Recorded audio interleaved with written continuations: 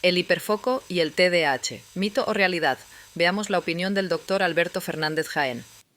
Otro tema de moda, el hiperfoco en el TDAH. Todos hiperfocalizamos. Todos tenemos mayor focalización atencional en actividades gratas. ¿Pero existe de verdad el hiperfoco? Pues no tiene validez. No tiene validez alguna, ni conceptual ni discriminante. Pero de existir, los estudios más serios nos dicen que clínicamente, y digo clínicamente, aparece con la misma frecuencia e intensidad en el TDAH que en los grupos controles que no tienen este trastorno. No, no es ningún poder inherente al TDAH, ni inherente al que no tiene este trastorno. Lo veremos. Creo que fue Wardle quien dijo que las redes sociales son un multiplicador de la desinformación, o algo así. El hiperfoco o el supuesto hiperfoco es un estado de atención hiperenfocada, con concentración intensa y prolongada, asociado a la absorción completa, con distorsión temporal, ambiental y personal, con dificultad para detener la actividad y con una hiperfijación a pequeños detalles, muy vinculado a actividades gratas como los pasatiempos, las pantallas, actividades motivantes. Es muy popular en la prensa científica de divulgación general, relacionándolo con el TDAH, en las redes particularmente. Sin embargo, hay pocos estudios realmente serios. Esto está trasladándose, desafortunadamente, a opiniones de psicólogos y psiquiatras que, sin evaluar la evidencia científica, lo exponen como si fuera un superpoder. Los síntomas del hiperfoco son propios de la disregulación o desregulación atencional del TDAH y su disfunción ejecutiva. Es decir, son confundibles fácilmente con las características propias del trastorno. Debemos recordar que el TDAH no es una incapacidad para atender, es una mala regulación de la capacidad atencional. Dificultad para regular la atención sostenida en tareas monótonas. Y como en todos, van a tener mayor focalización si hay recompensa o si la actividad es grata, por ejemplo, en los videojuegos. Debemos recordar que tanto en el TDAH como en personas que no tienen ese trastorno, la motivación está sujeta al funcionamiento de la activación de estructuras como la accumbens, el área tegmental ventral, la corteza cingulada, la amígdala, el hipocampo. Y esto ocurre tanto en personas con TDAH como en personas sin este trastorno. El hiperfoco no es un constructo válido actualmente. Esto es importante.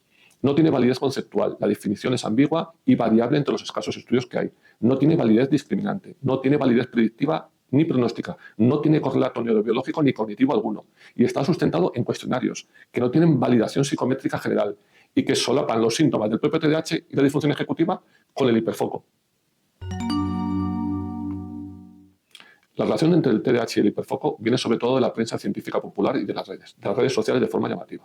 Pero hay un escaso apoyo científico real. Hay una gran confusión. Los síntomas del TDAH y la disfunción ejecutiva son síntomas que ya aparecen en las escalas clínicas del hiperfoco.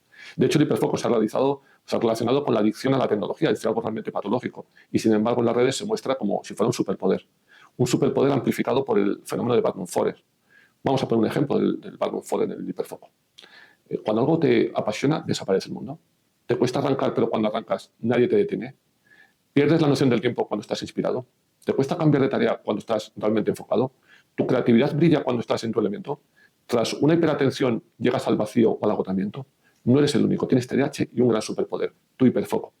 Bueno, pues esto no es ni de lejos cierto, ni de lejos está relacionado con el hiperfoco, ni de lejos está relacionado con el TDAH. Son rasgos generales y específicos que todo el mundo en algún momento puede tener. Y sin embargo, esto afianza el concepto del hiperfoco en el TDAH en las redes.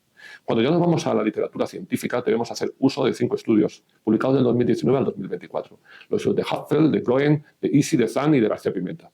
Estos estudios ya nos dicen que los sesgos son múltiples. Se analizan solo adultos. 3 de estos estudios analizan personas que no tienen TDAH, sino que tienen síntomas de TDAH, con lo cual hay un gran sesgo de selección, con variables de confusión que no han sido analizadas, la capacidad intelectual, el emparejamiento por edad, por sexo. De todos estos, el estudio más importante, el más robusto, es el estudio de Groen y colaboradores. Este estudio compara personas con un TDAH diagnosticado profesionalmente frente a un grupo que no tiene TDAH, controlado por edad, sexo, etc. El 83% de ambos grupos reportaban ese hiperfoco sintomático, pero sin diferencia significativa entre las personas que tenían TDAH y las que no lo tenían. Y todos tenían menos hiperfoco en actividades escolares cuando lo comparábamos con actividades de ocio.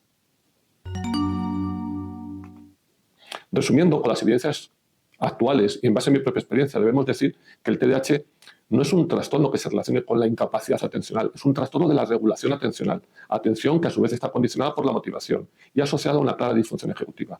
Todos estos síntomas se confunden enormemente con el supuesto sintomático del hiperfoco. Y digo supuesto porque el hiperfoco no tiene validez científica alguna. Animo a profesionales de la salud a no promover este concepto con las evidencias científicas actuales. Seamos serios. Los bulos vuelan, pero las verdades cojean. No debemos contribuir a la desinformación, menos aún promoverlo como un superpoder. De hecho, podría suponer, si existiera, desventajas adaptativas. y generar expectativas familiares que no se cumplen y frustraciones para el individuo con TDAH por no alcanzar estas capacidades de focalización atencional.